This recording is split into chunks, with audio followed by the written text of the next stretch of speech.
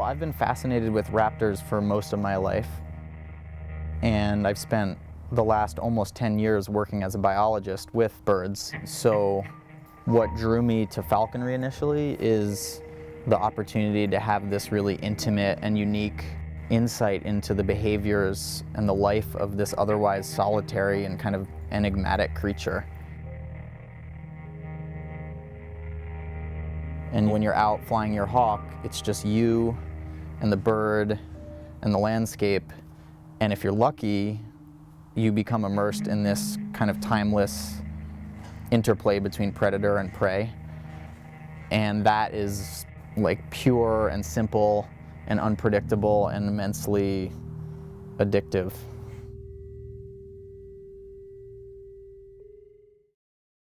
So the first few days are really tough, can be really frustrating, torturous to the falconer, I think, and probably to the bird.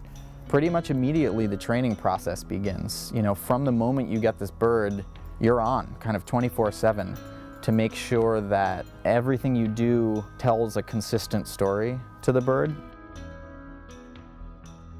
Your goal is to overcome their natural, reasonable fear of humans, and to demonstrate to them that you are a trustworthy, benevolent creature in their life, and that's the only thing that will keep them wanting to work with you.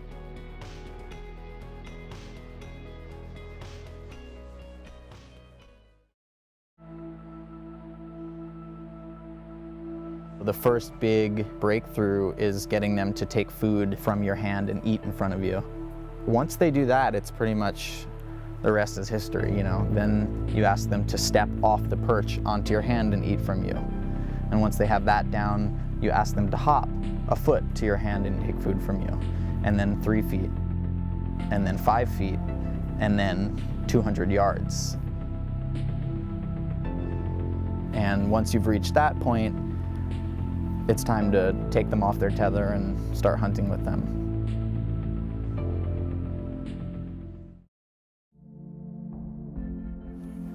So when I first introduced her to the dog, we just kind of did it slowly. You know, he'll come out hunting with us, so it's important that they have a pretty comfortable relationship around one another. And I think she caught on pretty quickly that he didn't pose a threat to her. I think he's scared of her, honestly. A lot of falconers work with the dog because the dog is a good field partner.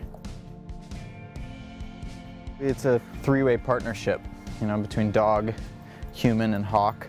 So, you know, we beat the bushes, he runs along sniffing for rabbits and quail, and that's why she follows along as we move across the landscape. I've definitely encountered people that are uncomfortable with the idea of falconry in general, and I think some of them haven't been exposed to falconry or to a falconer enough to really get a good look into the sport. For those reasons, it's all the more important that falconers adhere to a very strict code of ethics and also make themselves available to educate and inform the public. You know, these birds fly free. They can leave at any given moment.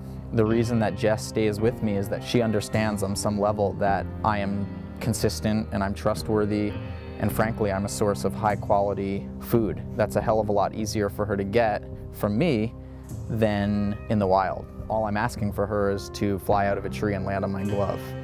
It's a lot easier than to exist in the wild, subjected to predators, humans, power lines, diseases, cold winter nights, stretches without food, so.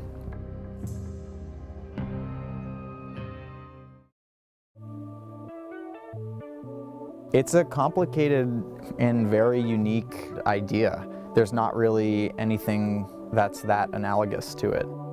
It is hunting, but she's not my weapon. She's the hunter, and I am her assistant, her field companion at best, her admirer.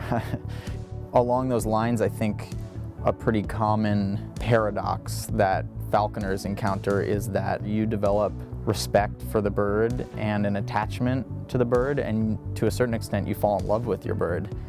And The bird feels none of those things for you. And there's no affection. It's an entirely opportunistic relationship from the bird's standpoint.